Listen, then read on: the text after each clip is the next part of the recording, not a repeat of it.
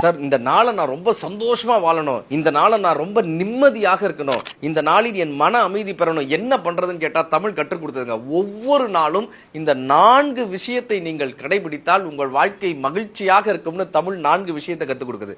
யாவருக்குமாம் இறைவனுக்கு ஊர் பச்சிலை. எங்கேயோ நீங்க நடந்து போறீங்கப்பா, கடவுளுடைய திருவுருவம் படுதா, ஏதோ ஒரு இலைய பறிச்சு அப்படி போட்டு போங்க. யாவருக்குமாம் இறைவனுக்கோர் பச்சிலை, யாவருக்குமாம் பசுவுக்கோர் வாயுரை. பசுனா பசுமாடுன்னு அர்த்தம் கிடையாதுங்க, ஏதோ ஒரு உயிரினம், உங்களை சுற்றி இருக்கக்கூடிய ஏதோ ஒரு உயிரினம். ஒரு புறாவுக்கு அரிசி போடலாம், காக்கைக்கு சாதம் போடலாம், அணிலுக்கு அரிசி போடலாம், மாட்டுக்கு ஒரு கழனி தண்ணீரை வைக்கலாம், நாய்க்குட்டிக்கு 2 பிஸ்கெட் போடலாம். யாவருக்குமாம் இறைவனுக்கு ஒரு பச்சிலை, யாவருக்குமாம் பசுவுக்கோர் வாயுரை.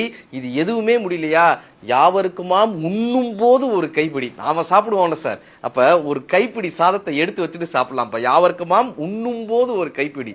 இது எதுவுமே முடியலையா, ஒருத்தரை சந்திக்கும் போது நல்ல வார்த்தையா சொல்லுங்க. நீங்க நல்லா இருப்பீங்க, நீங்க சந்தோஷமா இருப்பீங்க, உடல் ஆரோக்கியத்தோட இருப்பீங்க, நிம்மதியாக இருப்பீங்கன்னு நல்ல வார்த்தை சொல்றோம்ல. யாவருக்குமாம் பிறருக்கோர் இன்னுரை தானேன்னு தமிழ் கற்றுக் கொடுக்குது. யாவருக்குமாம் இறைவனுக்கு ஒரு பச்சிலை, யாவருக்குமாம் பசுவுக்கு ஒரு வாயுரை, யாவருக்குமாம் உண்ணும் போது ஒரு கைப்பிடி, யாவருக்குமாம் பிறருக்கோர் இன்னுரை தானேன். இந்த நாளையும் கடைபிடித்தால் நம் வாழ்க்கை நிம்மதியான வாழ்க்கை.